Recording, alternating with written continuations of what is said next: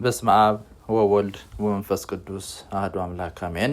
በዛሬው የጉብኝት ፕሮግራማችን በቤተልሔም የሚገኘውን ጌታችንና መድኃኒታችን ኢየሱስ ክርስቶስ ሲወለድ እረኞቹ እንስሳቶችን ያግቱበት የነበረውን ዋሻ እናስጎብኛቸዋለን። ተከታተሉን።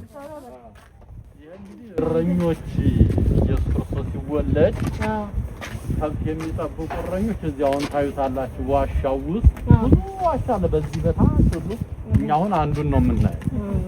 ይሄ ጠቅላላ ዋሻ ነው ስሩ እና ድሮ ጠቅላላ ህዝቡ ከብት አርብቶ ነው የሚያድረው። እንደውን ፎቅ መኪና ምናምን የለም እንደ ኢትዮጵያ እንደገጠሩ እና ከብቱ ሁሉ ሰብስበው የሚያድሩት እዚሁ ነው። የአካባቢው እረኞች አሉ በተራ የሚጠብቁ እና እዚህ ያሉ ነው። ቅዱስ ገብርኤል መጥቶ የዓለም ሁሉ ደስታ የሚሆን ኢየሱስ ክርስቶስ አምላክ ተወልዶላችኋል ቤተልሔም ብሎ ለእረኞቹ የነገራቸው መልአክ ነው ቅዱስ ገብርኤል። ስለዚህ ይሄ ኖሎት በእኛ ቋንቋ ያው ኖሎት በግዕዝ ቋንቋ ነው። ኖሎት ማለት እረኞች ማለት ነው። በፈረንጆቹ ሽፐርድስ የበጎች፣ እኛ በእረኞቹ ነው ቦታውን የምንጠራው። ፈረንጆቹ ደግሞ በበጎቹ ነው። በጎች ያድሩበት ስለነበረ እነዚህ ማለት ነው። አሁን ይሄ ምሳሌው ነው።